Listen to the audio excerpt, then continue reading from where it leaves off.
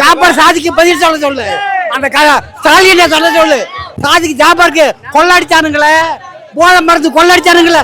கும்பலக்கடி கும்மாவா, கும்பலக்கடி கும்மாவா, கும்பலக்கடி கும்மாவா. மூன்றாவது முறையாக அவங்க பிஎம் ஆயிடுவாங்க. இம்முறை 400க்கு மேல். கூட்டமா போறீங்களே அணி திரண்டு, அதனால கேக்குறேன். காசு கொடுக்குறாங்களா? காசுலாம் எனக்கு தேவையில்ல.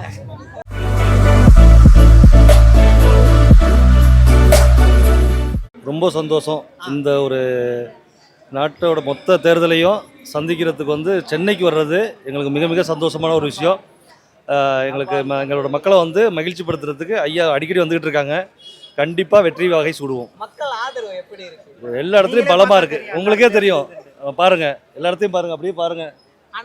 ஆனா திராவிட கட்சிகள் என்ன சொல்றாங்கன்னா, இதெல்லாம் வெறும் கண் துடைப்பு தான், பெரிய அளவுல இந்த கூட்டம் ஓட்டா மாறாதுன்னு தகர்த்து எறியப்படும். அதனால ஒன்றும் மாற்றமே கிடையாது.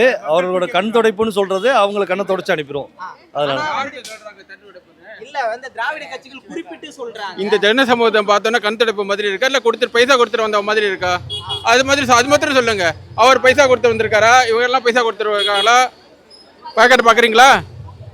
பாரதிய ஜனதா நீங்க அதுக்கு பதில் சொல்லுங்க. அதுக்கெல்லாம் ஆண்டுகள் ஆட்டம், நாளாக ஆட்டம் வருங்க. மீண்டும் மோதி, மீண்டும் மோதி. ஓ படுக பாரத் மாதா கி ஜெய்.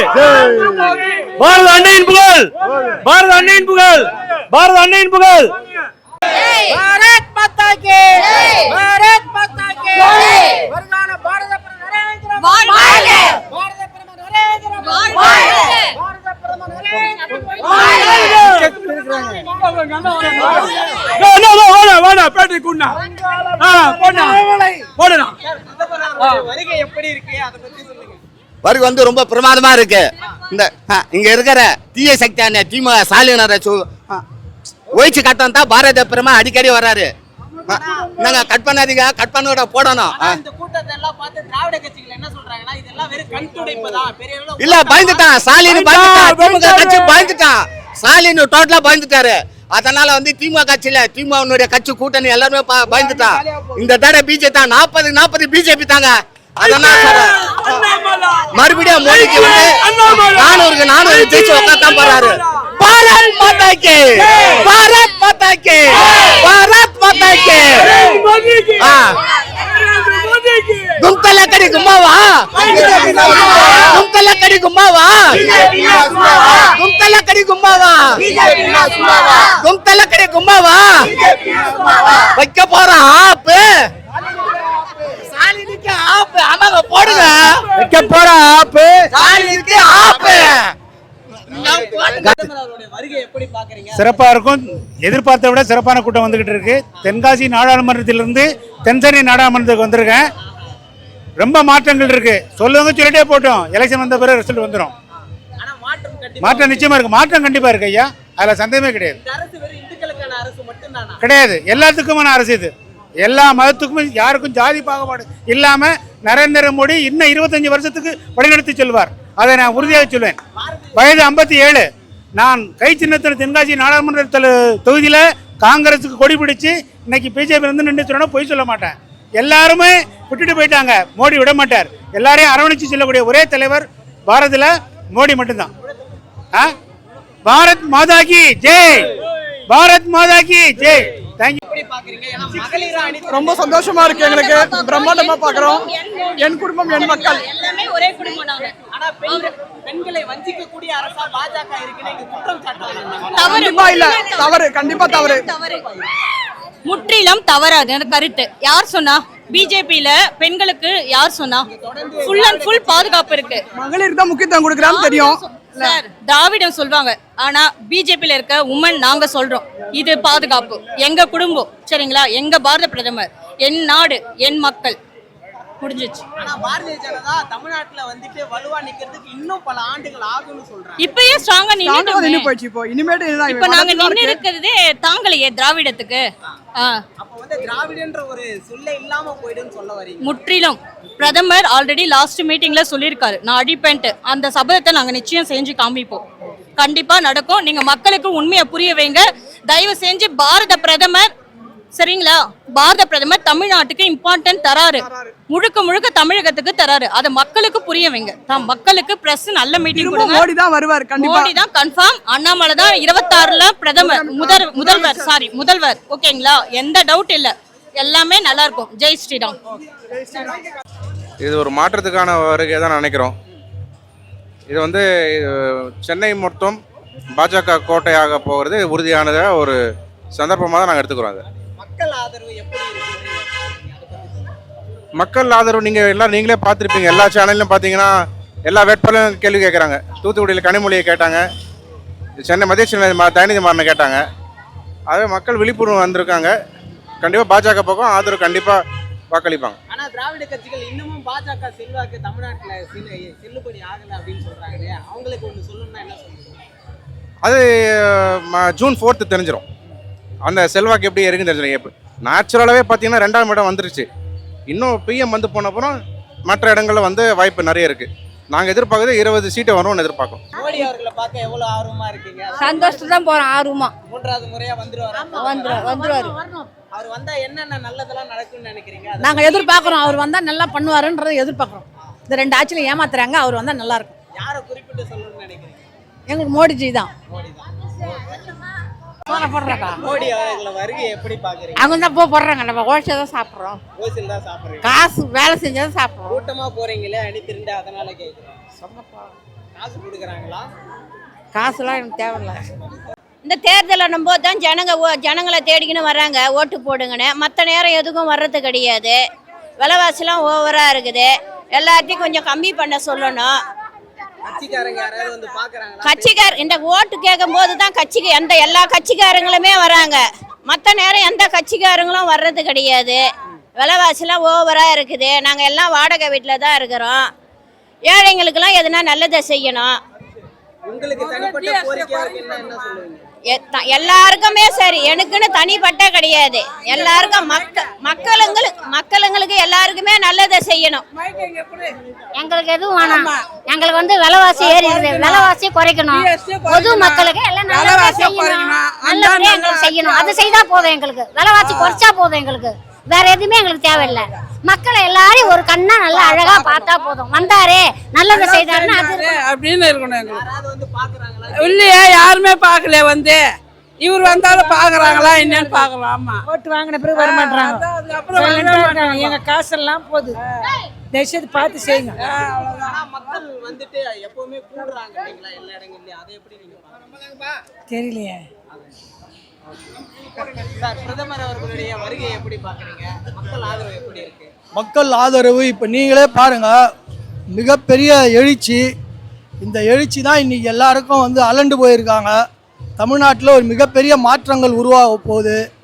அதுக்கு ஒரு முன்னுதாரணம் தான் இங்கே இருக்கக்கூடிய மக்கள் தானாக சேர்ந்த கூட்டம். இது எல்லாமே. ஆனா திராவிட கட்சிகள் என்ன சொல்றாங்கன்னா, இந்த கூட்டங்கள் எல்லாம் வெறும் கண் துடைப்பு தான் அப்படின்னு சொல்றாங்க. அப்போ அவங்க சேர்க்கறது என்ன துடைப்பு?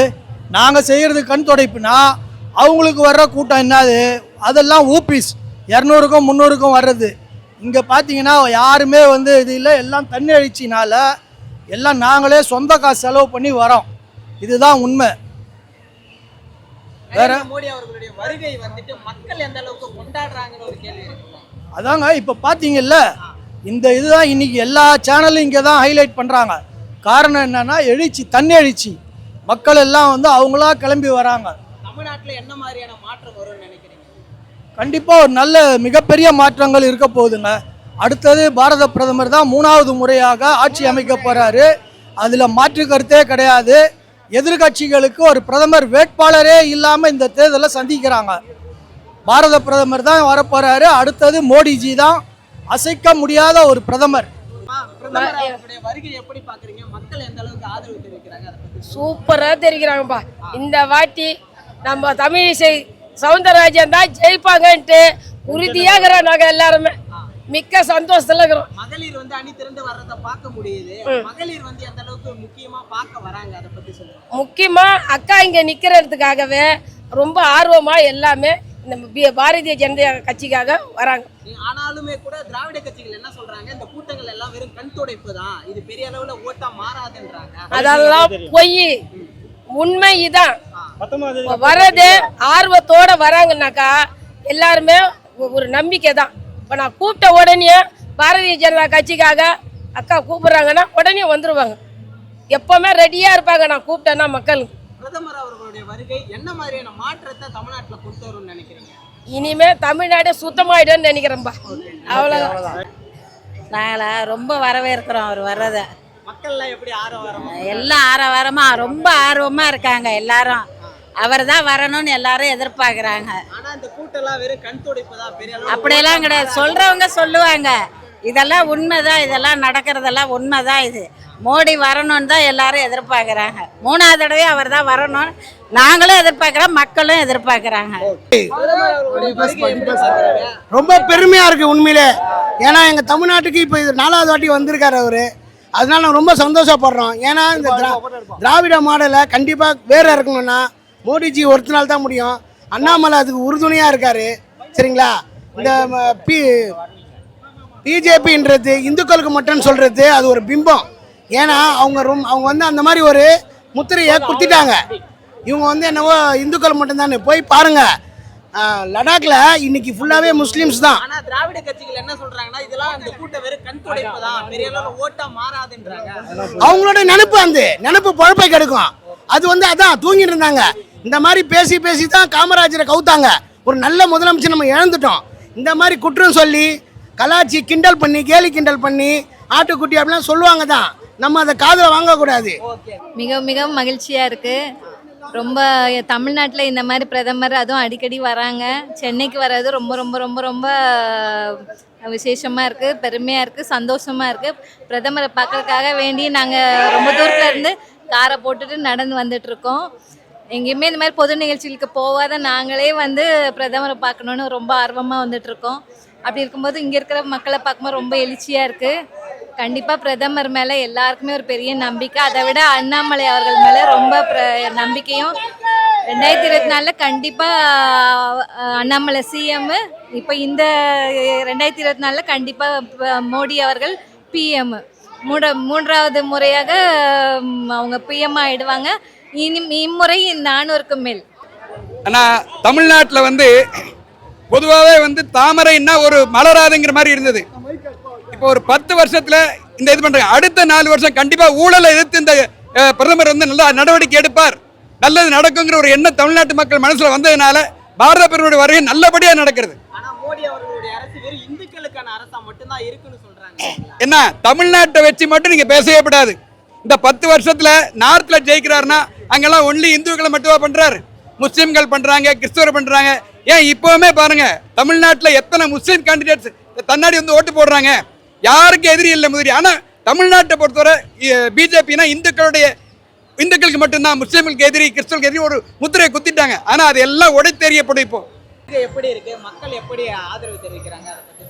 சார் இது வந்து 3.1 சொல்லிட்டு மோடியினுடைய அலை, அதாவது 2019 இருந்ததை விட அப்படியே ட்ரிபிள் மடங்கு, 5 மடங்கு, 6 மடங்கு, 7 மடங்கு பயங்கரமான அலையா இருக்கு. ஓகேவா?